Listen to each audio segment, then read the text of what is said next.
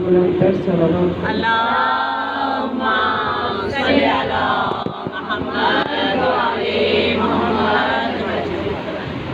أعوذ بالله من الشيطان اللعين الرجيم. بسم الله الرحمن الرحيم. الحمد لله الذي نور قلوبنا بنور الإيمان وبصر عيوننا بضوء العرفان، ثم الصلاة والسلام على رسول الرحمن. اللهم صل على محمد وعلى محمد. ثم الصلاة والسلام على قاضي دينه ومنفذ أحكامه ومروج الإيمان. اللهم صل على محمد وعلى محمد. والصلاة والسلام على باقي الأئمة الذين هم أمناء الرحمن، بالخصوص على سيدنا ومولانا صاحب العصر والزمان. اللهم صل على محمد وعلى محمد. ولعنة الدائمة على أعدائهم أجمعين من يومنا هذا إلى يوم الدين. قال أمير المؤمنين علي بن أبي طالب عليه السلام: كفى بي عزا أن أكون لك عبدا، وكفى لي فخرا أن تكون لي ربا. أنت كما أحب فاجعلني كما تحب. صلوات. اللهم صل على محمد وعلى محمد. ماشاءاللہ سے آج تیسری گفتگو آپ کی سماعتوں کے لیے ہدیہ کر رہی ہوں.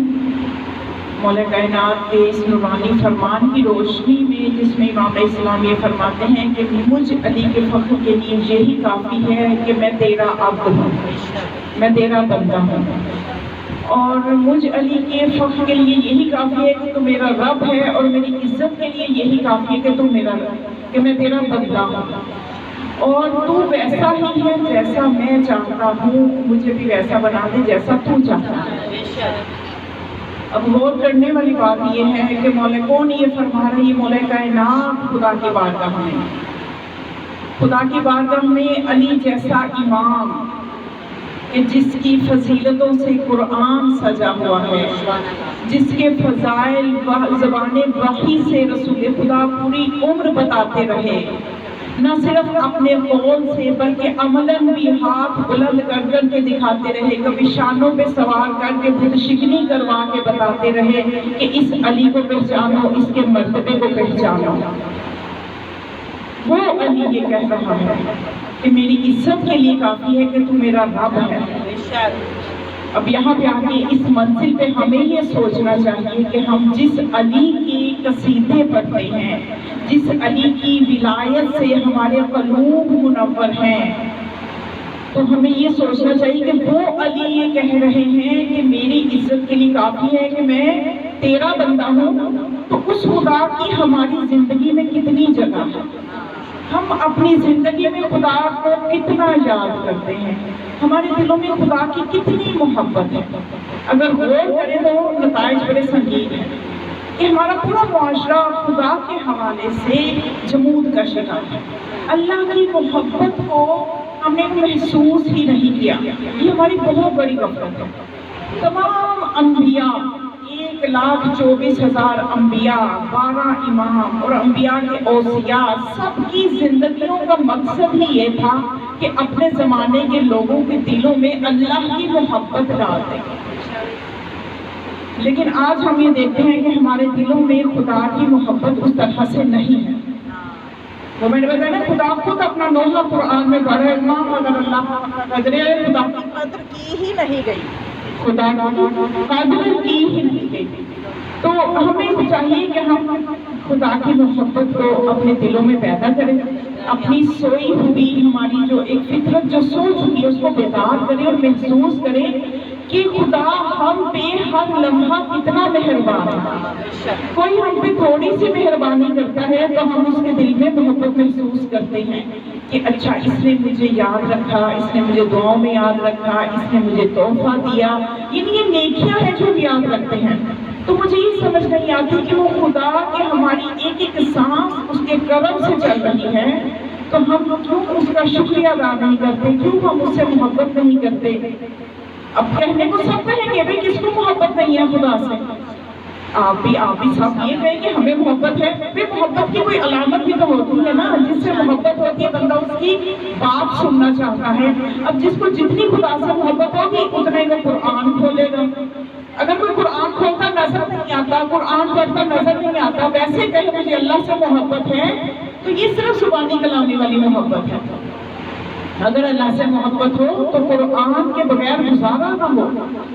دن میں کئی دفعہ ہم کھول کے قرآن پڑھیں، لیکن ہماری زندگیوں میں قرآن نہیں ہے تو ہمارا یہ دعویٰ جھوٹا ہے کہ ہمیں اللہ سے محبت ہے۔ کیونکہ جس سے محبت ہوتی ہے ہم اس کا کلام پڑھنے کی کوشش کرتے ہیں، ہم کہتے ہیں دیکھیں اس کے کلام میں غور و فکر کریں، اور کلام میں خدا کس سے کر رہے ہیں؟ کوئی جنات سے تو نہیں ہے نا۔ وہ کلام آیا جنوں کس کے لیے ہے، اور وہ کس کے لیے؟ اب ہمارے لیے آیا ہے، لیکن ہم کیا ہے کہ کبھی کھول کے نہیں دیکھتے کہ خدا ہمیں کہہ کیا رہا ہے۔ بہت بڑے عظیم پیغامات ہیں اس کے اندر جس سے ہماری زندگیاں سنور سکتی ہیں، لیکن نہیں، ہم اس طرف جاتے نہیں، غور و فکر نہیں کرتے۔ تو بس یہ سمجھیے کہ یہ ایک عظیم نعمت جو حسین کے صدقے سے ہمیں یہ فرش عذاب ملا ہے، یہ ہمیں قرآن سے اللہ سے جوڑنے کے لیے ملا ہے۔ نعرہ تکبیر، نعرہ رسالت، نعرہ حیدری، حیدری، بر حبیب خدا خاتم الانبیاء باواز بلند صلوات۔ اللہم صلی علی محمد و آل محمد۔ تو سمجھ لیجئے کہ جب ہم جتنا اس فرش عذاب پہ وقت گزاریں گے، وہ ہمارا وقت ہم جنت کے ٹکڑے پہ بیٹھے ہوئے ہیں اور فرشتے ہمارے لیے استغفار کر رہے ہیں۔ تو ماشاءاللہ سے بہت ذوق و شوق سے عزاداری کی جاتی ہے، آپ اپنے گھروں سے تشریف لاتی ہیں، یقین جانیے آپ کے ایک ایک قدم چل کے آنے کو ہمارے وقت کا امام دیکھ رہا ہے۔ یہ آج انہی کا دن ہے، جمعے کا دن ہے۔ جمعے کے دن کو سید الایام کہا جاتا ہے، اور یہ کس سے منسوب ہے؟ اس امام سے منسوب ہے جس پہ تکمیل ولایت ہوتی ہے، اس امام سے منسوب ہے جس امام نے 1,24,000 انبیاء اور 11 اماموں کی محنتوں کو بچانا ہے، اور ان اماموں اور ان انبیاء کی تمام خصائص، تمام خوبیاں، تمام صفات بدرجہ ادب امام زمان علیہ السلام میں موجود ہیں۔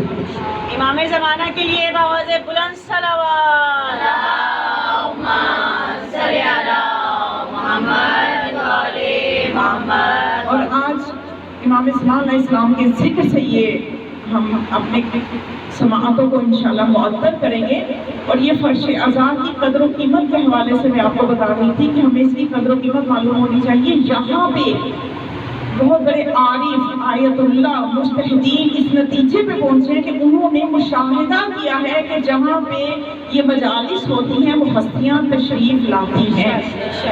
خداوند متعال ہماری مجالس کو اس قابل اور اس اتنی پاکیزہ کرے کہ وہ ہستیاں تشریف لائیں، تو وہ آتی ہیں۔ ایک بہت بڑے عارف تھے، اور یہ کچھ ہی عرصہ پہلے کی بات ہے، وہ بہت زیادہ گریہ و زاری کرتے تھے، خلوص اتنا گریہ کہ صرف یہ جو 2.5 مہینے نہیں بلکہ ان کی زندگی کی روٹین تھی کہ کبھی مولا حسین کے غم کو یاد کر کے روتے تھے، کبھی بی بی زینب سلام اللہ علیہ کی مصیبتوں کو یاد، یعنی دن رات یہ ہم نے تو دن مخصوص کی ہے نا، اس کے بعد ہم اپنی زندگیوں میں مشغول ہو جائیں گے۔ ہماری زندگیوں میں حالانکہ کربلا صرف یہ 2.25 مہینے کے لیے نہیں ہے، بلکہ ہماری ہر سانس کے ساتھ ہر روز مولا کے فرماتے کلو یوم عاشر کلو عرض کربلا، ہمیں تو اس طرح سے رہنا ہے، تبھی تو تیاری ہوگی نا ظہور امام کی، کیونکہ ہمارا جو مرتبہ تشیع ہے 2 چیزوں پہ کھڑا ہے، عزاداری اور انتظار۔ اگر عزاداری کو ہم اس کی حقیقی روح کے ساتھ انجام دیں گے اور انتظار ہم صحیح معنوں میں کریں گے کہ ہم صحیح منتظرین کہلائیں، تو پھر ہی یہ مکتب قائم رہے گا۔ اگر عزاداری کو ہم اس کی حقیقی روح کو نہ سمجھ سکے، اپنی مرضی کی رسومات کی نظر کر دیں گے، اپنی مرضی کی بنا لیں گے، اپنے معیار بنا لیں گے سننے کے، اپنے معیار پڑھنے والے کے، پڑھانے والے کے، بس جو ہمیں پسند ہے، جو ہماری پسند کا پڑھے، جو ٹھنڈی مجلس نہ پڑھے، یہ اس قسم کی چیزیں جو ہم نے نکالی ہوئی ہیں، جب تک ہم ان سے نہیں نکلیں گے تو پھر ہماری عزاداری ہمیں ظہور امام تک نہیں لے کے جائے گی۔ تو بس یہ میں عرض کر رہی تھی کہ وہ شخص جو تھے، وہ عارف جو تھے، اتنا روتے تھے کہ رو رو کے ان کی ایک آنکھ ضائع ہو گئی۔ ابھی آپ سید سجاد جو خون روتے رہے، ان کی معرفت کا کیا عالم ہوگا کہ جنہوں نے خود واقعات کو دیکھا تھا اور ان کی معرفت بھی بلند تھی۔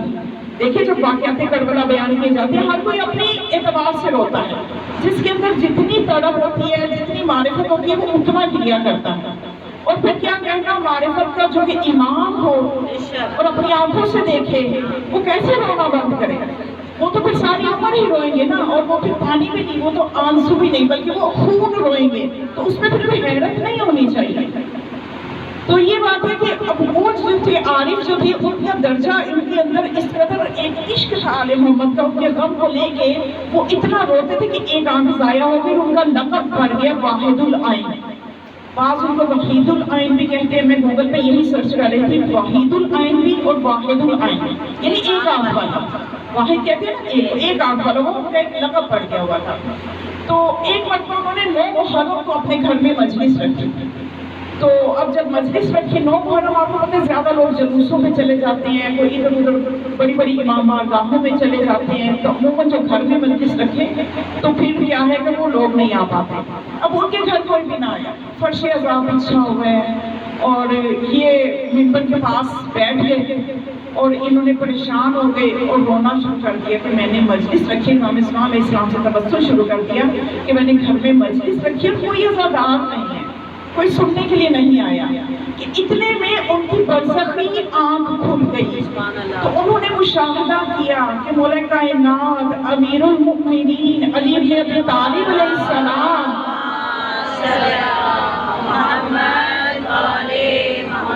اپنی پوری اولاد کے ساتھ، اپنے تمام اہل و عیال کے ساتھ اس فرش عذاب پہ موجود ہیں، اور واحد العین سے کہتے ہیں کہ بھئی آپ مجلس کیوں نہیں پڑھ رہے؟ انہوں نے کہا کہ میں تو پریشان تھا کہ کوئی آیا نہیں ہے۔ امام نے فرمایا ہم آ گئے ہیں نا، تو آپ مجلس پڑھنا شروع کریں، آپ مجلس پڑھیں، ہم سنیں گے۔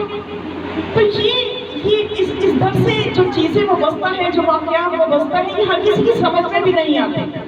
کوئی عقل کا اندر سنے گا تو 100 طرح کے کیڑے نکالے کہ یہ کیسے ہے تو وہ کیسے ہیں۔ اب یہ جو عقل کے اندھے ہیں نا، ان کا علاج کوئی نہیں ہے۔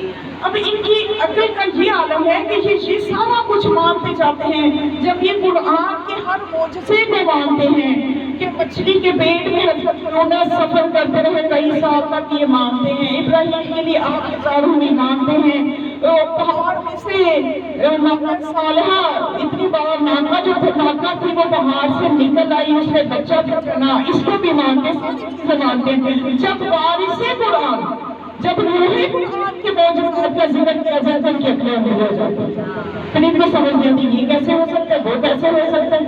قرآن تو قرآن صامت ہے، قرآن صامت کے معجزات مانتے ہیں تو قرآن ناطق پھر کیوں نہیں معجزہ کر سکتے، اس کے معجزات سے کیوں انکار کرتے ہیں؟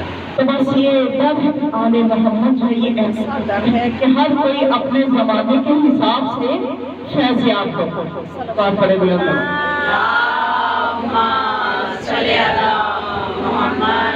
نعرہ تکبیر، نعرہ رسالت، نعرہ حیدری، حیدری، حیدری، حسین یاد، حسین یاد، یزید یاد، یزید یاد، اہل بیت کے دشمنوں پہ لعنت، لعنت، اور حبیب خدا خاتم الانبیاء بآواز بلند صلوات۔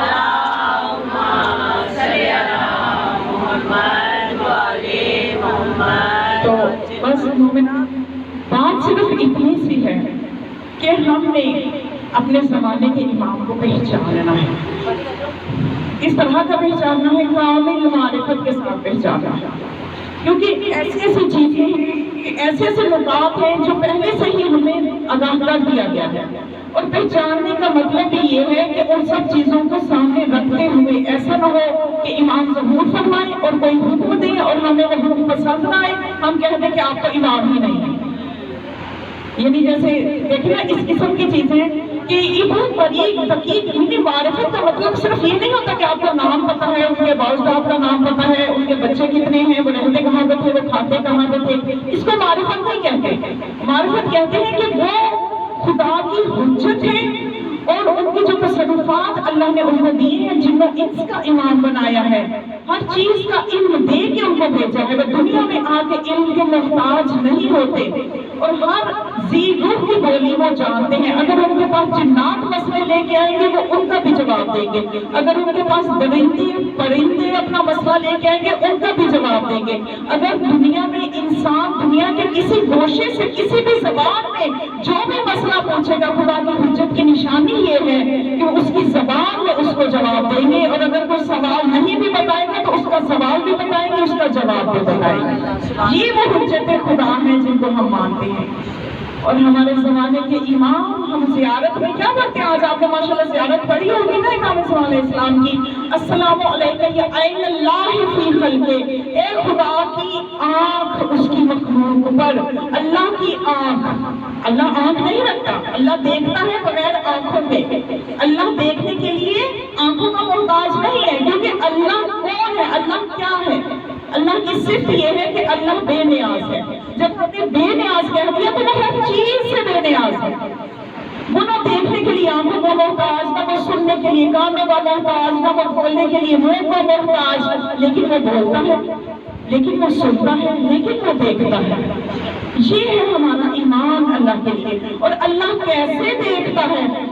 اللہ فرماتا ہے کہ اگر دیکھنا ہے کہ میں کیسے دیکھتا ہوں تو جن ہستیوں کو میں نے اپنی صفات کا مظہر بنا کے بھیجا، میری صفات کا اظہار ان ہستیوں میں سے ہوگا۔ تو اس لیے جب ہم زیارت میں پڑھتے ہیں السلام علیکم یا عین اللہ فی خلقہ، اے اللہ کی مخلوق پر اللہ کی آنکھ۔ اب اللہ کی آنکھ کہاں تک دیکھ سکتی ہے؟ ہر جگہ دیکھ سکتی ہے، دلوں میں دیکھ سکتی ہے، دماغوں میں دیکھ سکتی ہے، ہر کسی کی مشکلات کو خدا جانتا ہے۔ اب خدا جانتا ہے تو ان مشکلات کو حل کرنے کے لیے اللہ نے جو وسیلے بنائے ہیں ان کو اللہ نے اپنی آنکھ کہا ہے۔ اس لیے ہم زیارت امام زمان میں جملہ پڑھتے ہیں السلام علیکم یا عین اللہ فی خلقہ، اللہ کی مخلوق پر اس کی آنکھ، اور ہر مسئلہ امام جانتے ہیں۔ شہر یزد میں ایک شخص تھا جو کہ بہت ہی زیادہ غریب تھا، غربت تھی، بہت پریشان تھا، اس کے مالی معاملات بہت خراب تھے۔ اس نے امام زمان علیہ السلام سے تبسم کیا،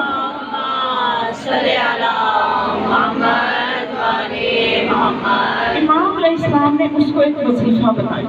وظیفہ بہت آسان ہے، ظاہر ہے اس کو بتایا، ہم سب کے لیے بھی وہ ہے، مولا ہم تک پہنچانا چاہتے ہیں کہ آپ بھی یہ وظیفہ کریں، اور امام زمان علیہ السلام نے یہ وظیفہ بتایا ہے۔ فجر کی نماز کے بعد کرے تو زیادہ بہتر ہے، کیونکہ سورہ یاسین کا وظیفہ ہے، تو سورہ یاسین فجر کے بعد ایک خاص ثواب ہوتا ہے اس کا پڑھنے کا، اگرچہ آپ کبھی بھی پڑھ سکتے ہیں لیکن فجر کے بعد اس کے لیے مخصوص ثواب۔ تو مولا نے اس کو یہ بتایا کہ تم پریشان کیوں ہوتے ہو، تم سورہ یاسین پڑھو، سورہ یاسین اس انداز سے پڑھو کہ اس میں 6 جگہ مبین آتا ہے، ہر مبین پہ اپنی حاجت کو دل میں دہراؤ، جو تمہاری کوئی ایک پریشانی جو بہت تنگ کر رہی ہے اس کو تم اپنے دل و دماغ میں رکھو، اور ہر مبین پہ اس کو دہراؤ، یعنی اللہ کے آگے محمد علیہ محمد کے وسیلے سے اس حاجت کو پیش کر دو۔ جب مبین آئے تو آل محمد کے وسیلے سے اس حاجت کو اللہ کے سامنے پیش کر دو، تو اس کے بعد سورہ یاسین ختم کر دو۔ تو وہ شخص کہتا ہے کہ میں آیا، میں نے دیکھا، کیونکہ امام اسلام نے اس کو بالمشافہ اس سے ملاقات کر کے اس کو یہ وظیفہ بتایا، تو وہ کہتا ہے کہ میں گھر آیا، جب میں قرآن کھولا تو اس میں 7 جگہ مبین تھا، تو میں کہنے لگا وہ بزرگوار جو تھے انہوں نے فرمایا تھا کہ 6 جگہ مبین ہے اور یہ 7 جگہ ہیں، تو کہتے جب میں نے غور کیا تو پتا چلا کہ جو 7واں تھا وہ المبین تھا، اس کے اوپر الف لام ہے، تو الف لام والے مبین کو چھوڑ کے جو صرف مبین ہے اس کے اوپر آپ نے ہر مبین پہ اپنی حاجت کو ذہن میں لانا ہے، اور اول و آخر آپ ایک ایک مرتبہ ضرور پڑھ لیں۔ تو یہ ایک بہترین وظیفہ ہے جو امام اسماعیل علیہ السلام نے ہماری مشکلات کے حل کے لیے ہمیں بتایا۔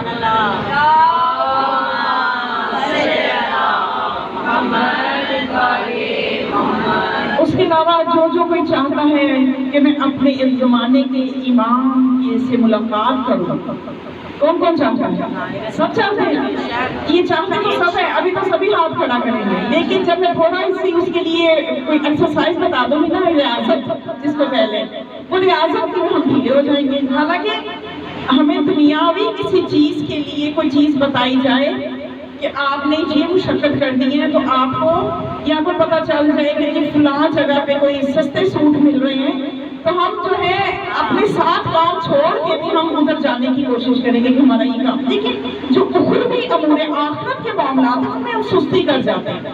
اب کہنے کو سب کہتے ہیں اب چھوٹا سا وظیفہ کر لیں، پھر اگر آپ چاہتے ہیں کہ امام سے ملاقات کریں، کہ امام موجود ہیں، ہمارے درمیان موجود ہیں، ہمارا یہ عقیدہ ہے کہ یہ امام اسماعیل علیہ السلام کا وجود ایک حقیقت ہے، اور یہ خدا کا وہ وعدہ ہے جو بالکل پورا ہو کے رہے گا۔ تو اگر ہم نے اب تک کی زندگی ہم نے ایسی گزاری کہ ہماری آنکھوں نے پوری دنیا کو دیکھا، اپنے امام کو نہیں دیکھا، ہمارے کانوں نے پوری دنیا کی آوازیں سنی، افسوس کہ اپنے امام کی آواز نہیں سنی۔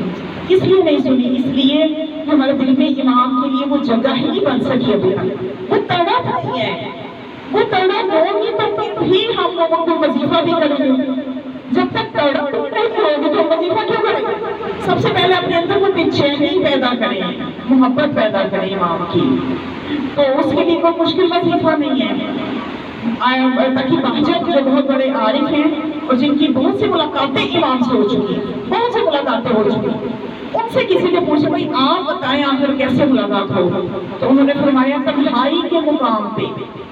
مشکل ہے تنہائی کے مقام پہ بیٹھنا، اکثر ہوتا ہے نا گھر میں کوئی گوشہ خالی ہوتا ہے، وہاں پہ 40 دن تک زیارت آل یاسین آپ پڑھیں۔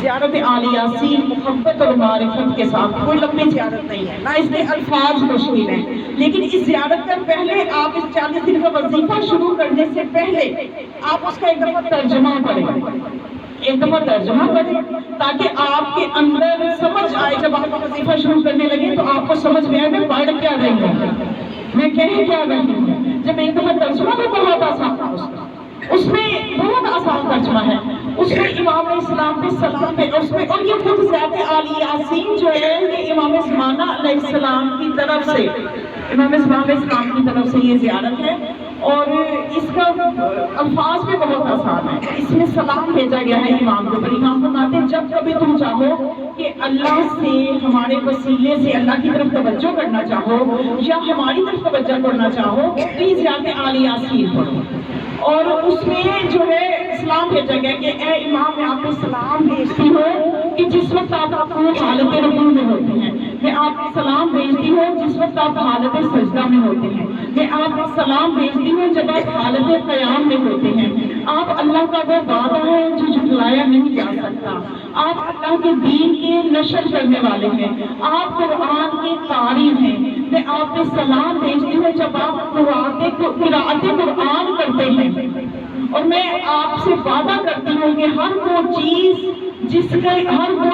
نیکی ہے جس کا آپ کرنے کا حکم دیتے ہیں، اور میں آپ پہ یقین رکھتی ہوں کہ ہر وہ چیز منکر ہے جس سے آپ روکتے ہیں، یعنی منکر اور معروف میں اپنی مرضی کے نہیں بناؤں گی کہ جس سے میں کہوں گی یہ نیکی ہے تو وہ نیکی ہے، جس سے میں کہوں گی یہ برائی ہے تو برائی ہے، نہیں ایسا نہیں ہے امام، جس کو آپ کہیں گے یہ نیکی ہے تو میں کہیں گے وہی نیکی ہے، جس کو آپ کہیں گے کہ یہ برائی ہے تو میں اسی کو برائی مانوں گی۔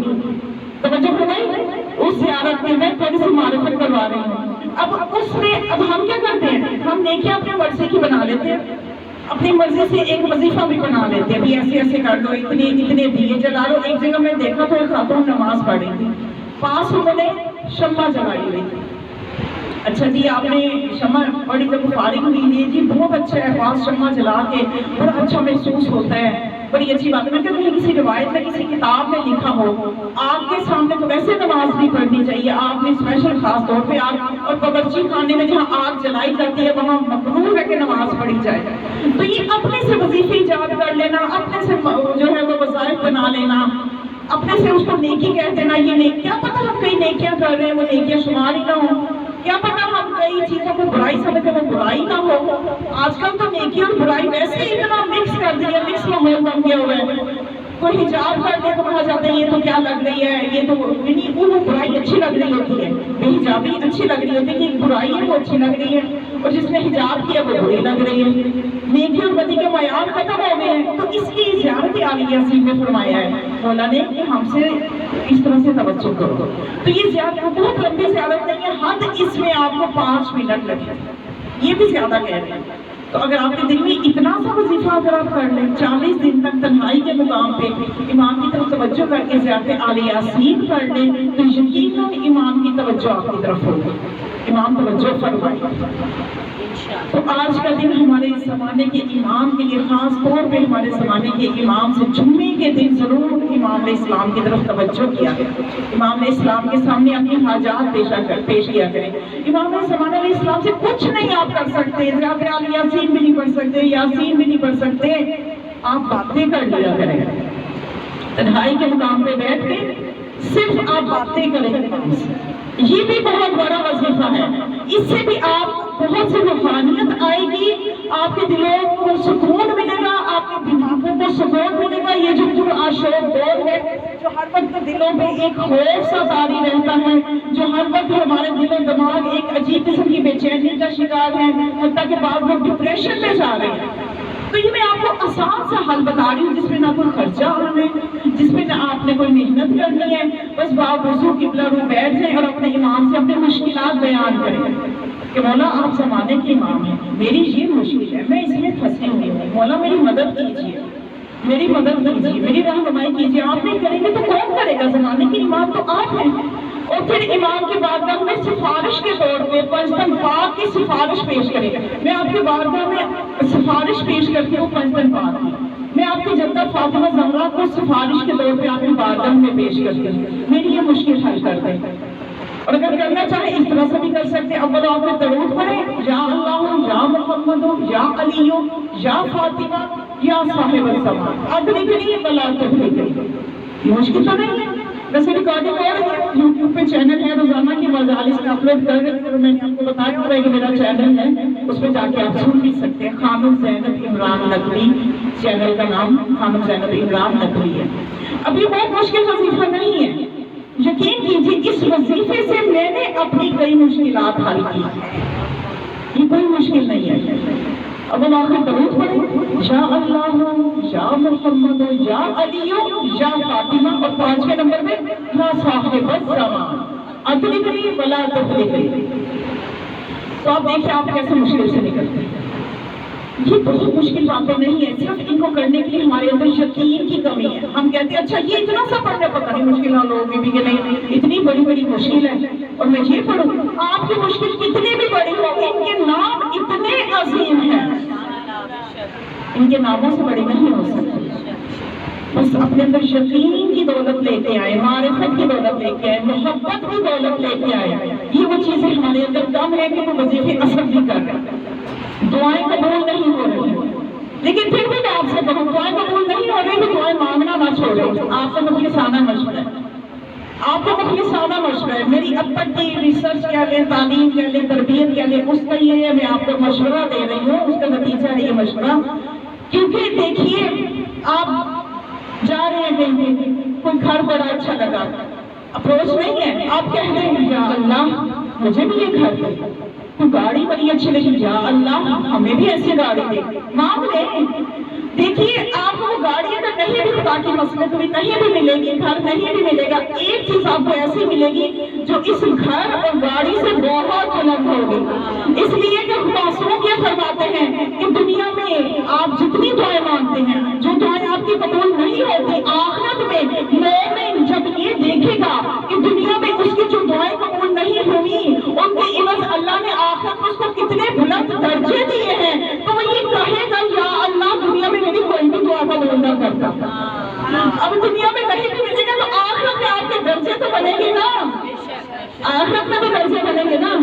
تو آخرت اس سے زیادہ اور کیا چاہیے؟ تو اس لیے کہہ رہے ہیں نا کہ مخلصانہ مشورہ یہ کہ دعائیں مانگا کریں.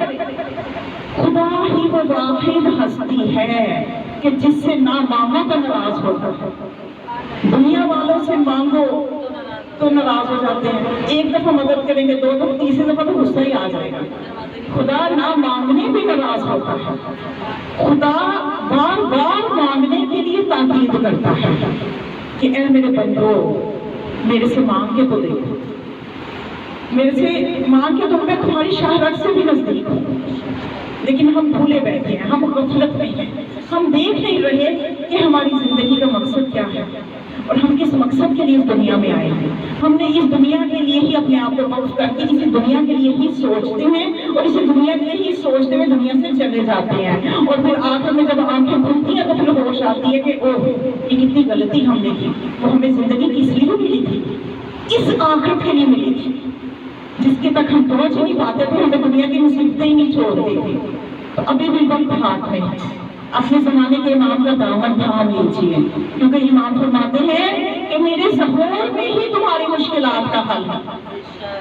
میرے ظہور میں ہی تمہاری مشکلات کا حل ہے. اپنے امام کی سچی معرفت حاصل کیجیے. وہ سچی معرفت کا نقطہ اب دوبارہ میرے ذہن میں آ گیا. شاید کہ بیوی چاہتی ہے کہ میں آپ کو تک پہنچا دوں، وگرنہ میں نکل گئی تھی، میں تو کسی اور کو نکل گئی تھی. کوئی آپ کو نقطہ ہدیہ کرنا تھا. میں نے صلوات پڑھنے پڑا.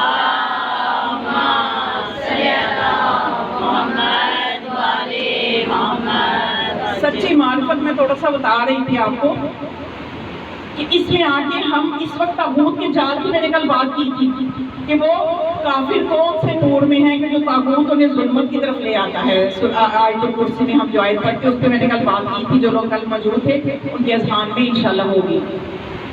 تو یہ جو دقیق نکات ہوتے ہیں ان کو سمجھنا بہت ضروری ہے. تب چیز سمجھ میں جب آئیں گے تو پھر زمانے کا تاغوت ہمیں ہرگز بھی ظلمت کی طرف نہیں لے جا پائے. اس کے لیے شرعی کے دلائل کے ساتھ اپنے عقیدے کو سمجھیں. محقق ہلی، علامہ ہلی جن کا لقب، جن کو محقق یعنی بہترین تحقیق کرنے والا، اور یہ لقب کس نے دیا؟ امام زمان علیہ السلام نے ان کو دیا.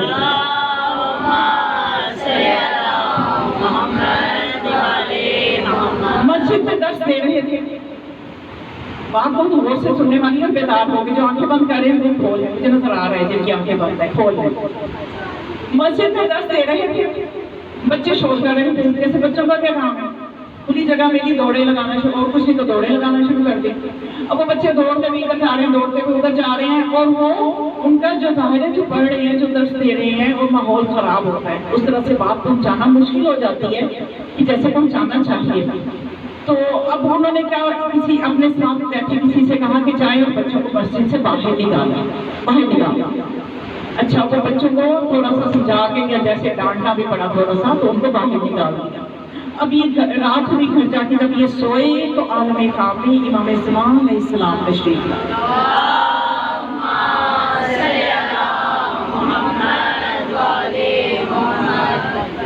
فرمایا کہ اے شخص ہلی، آپ نے بچوں کو مسجد سے کیوں نکالا؟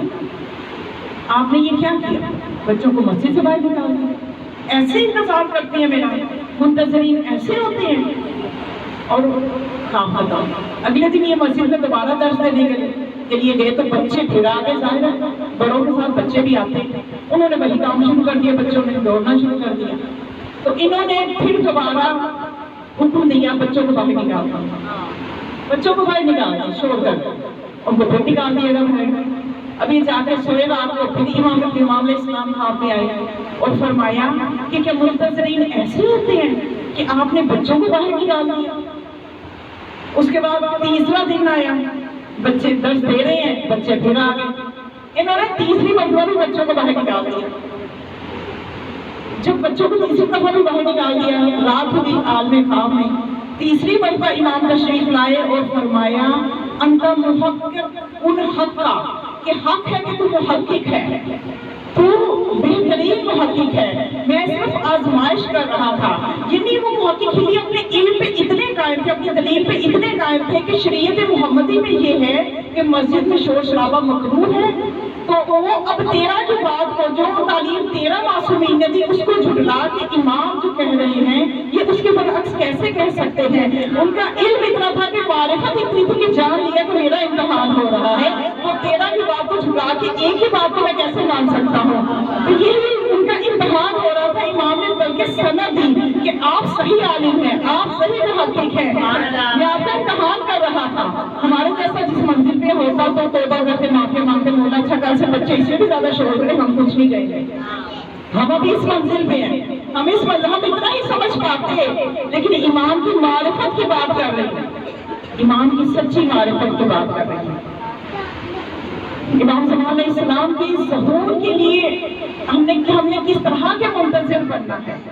ہم نے امام کی محبت کو، امام کی تعلیمات کو، امام کے ظہور کے زمانے کو کہ وہ زمانہ کیسا زمانہ ہوگا اس کی تمنا بھی اپنے اندر پیدا کرنا ہے۔ لیکن افسوس یہ کہ طاغوت جو ہے وہ ہمیں ان چیزوں میں الجھا دیتا ہے۔ وہی بات یہ ہے، وہ آیت پڑھی ہے ہمیں جس پہ میں نے کل بات کی ہے کہ آیت الکرسی میں جو ہم یہ پڑھتے ہیں اللہ ولی الذین آمنوا یخرجهم من الظلمات الی النور والذین کفروا یخرجونهم من النور الی الظلمات۔ یہ میری ویڈیو آپ ضرور دیکھیے گا جا کے، پھر آپ کو ایک جو ہے نا چیزیں سمجھ میں آنے لگے گی کہ طاغوت کیسے کام کر رہا ہے۔ وہ یہ چاہتا ہی نہیں ہے کہ ہم صحیح والے منتظرین بنے، وہ یہ چاہتا ہے کہ ہم سبھی چیزوں میں الجھے رہیں، آپس میں لڑتے رہیں اور بس فرقہ بنتے رہیں، اور وہ ایسا کرنے میں کامیاب ہو رہا ہے اور ہم ایسا کر رہے ہیں، اس کے پیچھے لگے ہوئے ہیں۔ اب ہمیں اسی سوال میں صدیوں سے الجھایا ہوا ہے کہ بھئی تم جس امام کے وجود پہ ایمان رکھتے ہو کہ وہ امام موجود ہے تو اتنی لمبی تو عمر ہی نہیں ہو سکتی، اتنی لمبی تو عمر ہی نہیں ہو سکتی۔ ہزاروں دلیلیں ہم انہیں دے چکے ہیں، چونکہ ان کے دل و دماغوں میں مہریں لگی ہوئی ہیں، کوئی دلیل اثر ہی نہیں کر رہی۔ تو ہمیں چاہیے کہ ہم اپنا کام آگے بڑھائیں، لیکن چونکہ ہمیں الجھایا جا رہا ہے، اگر ان کو ہم دلائل سے خاموش نہیں کرواتے تو وہ ہمارے اوپر ہنستے ہیں، مذاق کرتے ہیں۔ حالانکہ واضح مثالیں موجود ہیں طویل عمر کی، امام زمان علیہ السلام سے بھی زیادہ عمر کے لوگ موجود ہیں۔ حضرت عیسیٰ علیہ السلام کی عمر امام زمان علیہ السلام سے زیادہ ہے، حضرت خضر کی عمر امام زمان علیہ السلام سے زیادہ ہے، حضرت الیاس کی عمر امام زمان علیہ السلام سے زیادہ ہے۔ ان کی زندگیوں پہ یقین ہے تو وقت کے امام کی عمر پہ یقین نہیں ہے۔ یہ ان کی جہالت ہے، بصیرت کی کمزوری ہے۔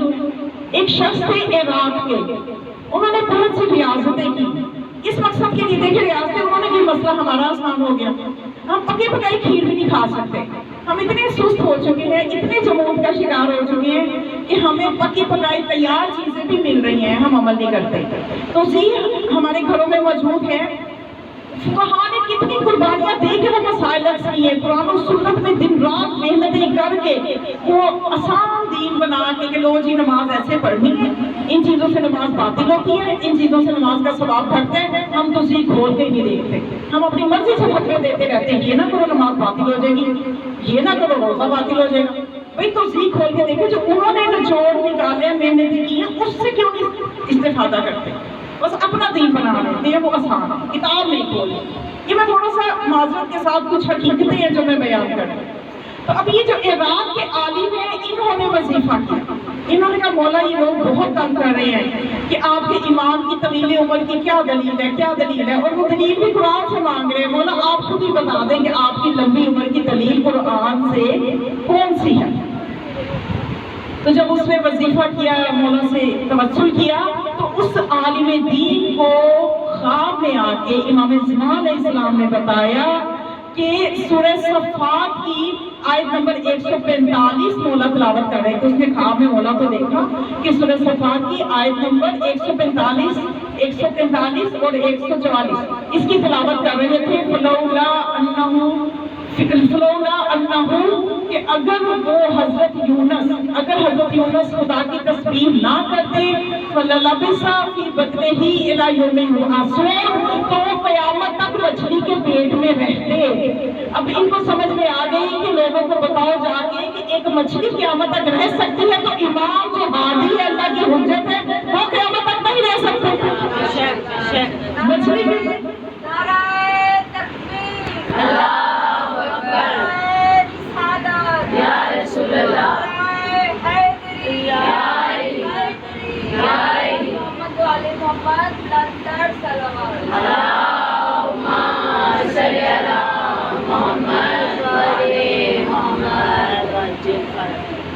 بارے دیگر صلوات۔ اللہم صلی علی محمد وعلی محمد۔ تو یہ جو امام ہیں یہ عین اللہ، اللہ کی آنکھ ہے۔ اسی زیارت میں ہم پڑھتے ہیں السلام علیکہ۔ اب یہ لفظ عین جو ہے نا، عین کے ساتھ ہی ہے، ٹھیک ہے، عین غین، غین کی جو بہن ہے نا عین، اس کے ساتھ ہے یہ عین، یا اور نون سے مل کے بنتے عین۔ اس کے عربی میں بعض اوقات یا عربی میں اکثر الفاظ ایسے ہیں کہ لفظ ایک ہوتے ہیں معانی کئی ہوتے ہیں۔ تو عین کا معنی آنکھ بھی ہے، عین کا معنی چشمہ بھی ہے۔ اب اسی زیارت میں جو آپ ماشاءاللہ ہر جمعے کو پڑھتی ہیں نا، اسی زیارت میں ایک جملہ السلام علیکہ یا عین اللہ کی خلقہ، السلام علیکہ یا عین الحیات، اے حیات کے چشمے آپ پر سلام۔ جو امام حیات کو صدقے میں بانٹ رہا ہے وہ خود کے کیوں نہیں ہوا حیات ہو سکتا؟ وہ خود بھی حیات ہے، وہ خود بھی حی ہے۔ اب خدا کی صفات کی جو اظہار ہے وہ انہی ہستیوں سے ہونا ہے۔ اب امام کی حیات کو دیکھ کے سمجھ میں آئے گا کہ خدا جو حی ہے کہ ہمیشہ سے ہمیشہ رہے گا، جب خدا خود ایسا حی ہے کہ جو ہمیشہ سے ہمیشہ رہے گا، تو وہ اپنی حجت کو ایسی حیات کیوں نہیں دے سکتا کہ جو حیات کو صدقے میں بھی تقسیم کرتا ہو، جس کے صدقے سے حیات بڑھتی ہو، تو اس کے لیے لمبی عمر کیا مشکل ہو سکتی ہے۔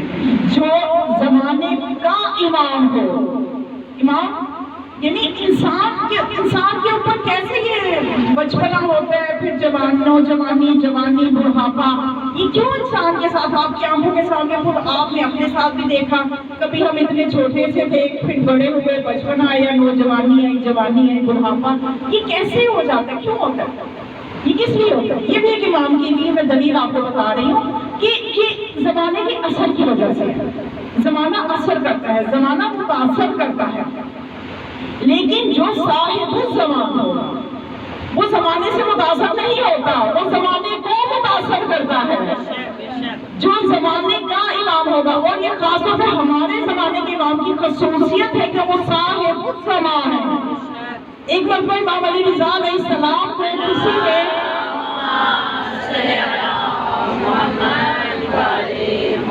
صاحب الزمان کہہ کے سلام دیا، تو امام نے فرمایا کہ دیکھو میری داڑھی کے بعد سفید ہو چکے ہیں، اور میں صاحب الزمان نہیں ہوں، صاحب الزمان میرا وہ فرزند ہوگا۔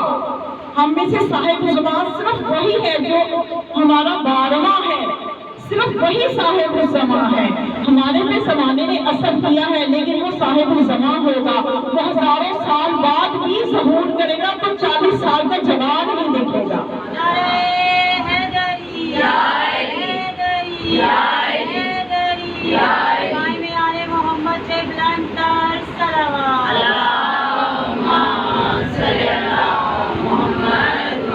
بس مومنہ زمانے کے امام سے محبت کیجیے، اور یہ محبت ہمیں کس نے سکھائی؟ ذرا جناب عباس علمدار سے سیکھیے کہ امام کی اطاعت کیسے کی جاتی ہے۔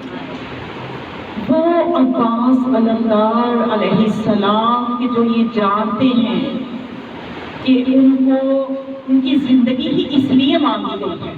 ان کے بابا علی نے نماز شب کی دعاؤں میں جو ایک بیٹے کی خواہش کی تھی، اور ان کی والدہ زہرا بی بی زہرا فاطمہ تو زہرا سلام اللہ علیہا نے اپنی دعاؤں میں اور اپنے ہاتھوں سے جس کے لباس سی کے گئی ہے، انہیں جناب عباس کو پتا تھا میری زندگی کا مقصد کیا ہے، اور ایسا شجیع بیٹا چاہیے تھا، ایسا شجاعت مند بیٹا چاہیے تھا کہ جو حسینی فوج کا علمدار بن سکے۔ سوچئے پھر جناب عباس میں کتنی شجاعت ہوگی کہ جس شجاعت کی دعا مولا کائنات نے خاص طور پہ کی تھی کہ اے اللہ مجھے ایسا بیٹا دے جو اتنا شجیع ہو۔ تبھی آپ نے خاص طور پہ ام البنین سے، ان کے خاندان سے جب جمع ہوا تھا ان کے خاندان کے بارے میں کہ یہ شجیع کا خاندان، شجاعت مندوں کا خاندان ہے، اس خاندان میں ایک نسبت کی تھی کہ ایسا بیٹا دنیا میں آئے جو بہادر ہو، جو دلیر ہو، اس لیے کہ وہ کربلا میں میرے حسین کے لشکر کا علمدار بن سکے۔ اپنی ساری شجاعت کو جاننے کے باوجود ہر جگہ پہ جناب عباس نے اطاعت امام کی ہے، اور بتایا ہے کہ وقت کے امام کا کہ آگے سوال نہیں کیا جاتا. جب فرات پہ خیمے لگے تھے، جب مولا پہنچے ہیں کربلا میں تو نہر فرات کے خیمے لگائے تھے کہ چلو پانی نزدیک ہے، بچوں کے لیے آسانی ہوگی. لیکن جب اشقیاء نے کہا کہ فرات سے خیمے اٹھا لیے جائیں تو جناب عباس علیہ السلام کو، مولا کو جب یہ بات پتہ چلی، مولا عباس نے ایک لکیر کھینچ دی. کسی کی جرت ہے تو آئے یہاں تک خیمے اکھاڑ لیں. عباس ابھی زندہ ہے، کس کی جرت ہے جو خیمے اکھاڑے گا؟ اشقیاء نے جب یہ دھمکی دی نا کہ ہم خیمے اکھاڑیں گے تو جناب عباس نے لکیر کھینچ دی کہ یہ تمہاری حد ہے، اس سے آگے نہ آنا، آگے تمہیں عباس ملے گا تلوار کے ساتھ. مولا حسین یہ منظر دیکھ رہے تھے. مولا حسین نہیں چاہتے تھے کہ جنگ ابھی ہو، مولا حسین ابھی جنگ نہیں چاہتے تھے. اب جناب عباس کو نے ان کی شجاعت کے باوجود مولا حسین کو اپنا ساری عمر آقا کہا. مولا حسین کا حکم ملتے ہی جناب عباس نے اگلا سوال نہیں کیا کہ مولا اب یہ کیا حکم دے رہے ہیں، وہ اشقیاء کیا بات کر رہے ہیں. مولا عباس نے سر جھکا لیا، حکم حسین کے آگے سر جھکا لیا اور بتایا کہ اطاعت یہ ہوتی ہے کہ سوال نہیں کیا جاتا، زمانے کے امام کی اطاعت یہ ہوتی ہے. مولا عباس عمرے بنی ہاشم سبقہ لقب تھا میرے مولا کا، اور یہ سبقہ لقب جو ہے یہ مولا کو واقع کربلا کے بعد نہیں ملا، یہ اس وقت نہیں ملا کہ جب آپ 9ویں محرم کو گئے ہیں پانی کے لیے کوشش کی ہے، یا 8ویں محرم کو گئے ہیں اور کامیاب ہوئے، پانی خیموں میں لے آئے تھے. تو یہ اس وقت نہیں، بلکہ یہ سبقہ کا جو لقب ہے مولا کو، یہ واقع کربلا سے پہلے ملا تھا. مولا حسن علیہ السلام کے کچھ باغات تھے، ان میں ایک نہریں جاری ہوتی تھی پانی کی، اور جو بنی ہاشم کے بچے تھے وہ اپنے کنویں سے لے کے جب بھی پیاس لگتی تھی تو مولا عباس علیہ السلام کے پاس آتے تھے کہ ہمیں اب چچا عباس کے ہاتھوں سے پانی پینا اچھا لگتا ہے. تو بچے، تو اس وقت جناب عباس کا لقب جو تھا وہ سبقہ مشہور ہو گیا تھا کہ آپ پانی پلایا کرتے تھے بچوں کو. جناب عباس علیہ السلام مولا کی بے شمار القابات جو معصومین نے اپنے چچا عباس کو دیے ہیں مولا کی عظمت کو واضح کرتے ہیں. امام زمان علیہ السلام فرماتے ہیں جہاں بھی میرے چچا عباس کے نام کی مجلس ہوتی ہے میں وہاں ضرور آتا ہوں، وہاں امام ضرور تشریف لاتے ہیں. تو بس اب آپ نے مولا عباس کے مسائل کا پرسہ وارث اعضاء امام زمان کو دینا ہے، اور یہ تصور کر کے دینا ہے کہ مولا ہمارے اس پرسے کو دیکھ رہے ہیں، مولا ہمارے سے اس پرسے کو مولا قبول فرما لے. اپنے ان کے چچا عباس کے مسائل کے چند جملے ہم نے مولا کے آگے تعزیت پیش کرنی ہے، کیونکہ وہ وارث اعضاء ہیں، عزاداری کے وارث امام زمان علیہ السلام ہیں، اور یقیناً ہمارے پرسے کو وہ سن رہے ہیں. مولا ہم آپ کو پرسہ دیتے ہیں آپ کے چچا عباس کی جوانی کا. وہ عباس کے آیت اللہ خل کے بارے میں ملتا ہے کہ جب بھی جناب عباس کے روزے پہ جاتے تھے تو سلام کس طرح سے کرتے تھے جناب عباس کو؟ آیت اللہ خل سلام 2 جملوں میں کرتے تھے، دروازے پہ کھڑے ہو کے کہتے تھے السلام علیکہ یا شباب الحسین، السلام علیکہ یا حجاب الزینب. اے حسین کی جوانی آپ پر سلام، اے زینب کے حجاب آپ پر سلام. مولا عباس کی مصیبتیں کوئی کم مصیبت نہیں ہے. کربلا کے میدان میں جب مولا عباس علیہ السلام نے اجازت چاہی کہ اپنے بھائی سے اجازت لیں، اپنے آقا سے اجازت لیں، اس وقت سوچیے کہ حسین کیسا بے بسی کا عالم تھا کہ جوان بھائی آگے جب میدان میں جانے کی اجازت لے تو مولا نے یہ جملہ بتلاتا ہے کہ مولا اس وقت کتنے غریب اور کتنے تنہا تھے کہ مولا حسین جانتے ہیں لیکن پھر بھی کہتے ہیں کہ اے عباس تو میری فوج کا علمدار ہے. تو روایت کے جملے ہیں نظر یمیناً و شمالاً، مولا عباس نے دائیں بائیں دیکھا اور کہا کہ اے میرے آقا وہ لشکر کہاں ہے جس کا میں علمدار ہوں؟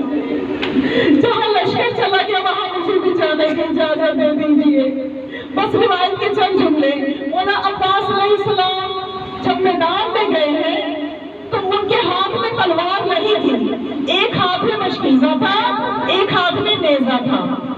کیوں؟ اس لیے کہ جناب عباس کو مولا حسین نے جنگ کی اجازت نہیں دی تھی، پانی لانے کی اجازت دی تھی. اب یہ وفائے عباس، مولا عباس گھوڑے پہ سوار ہوئے میدان کی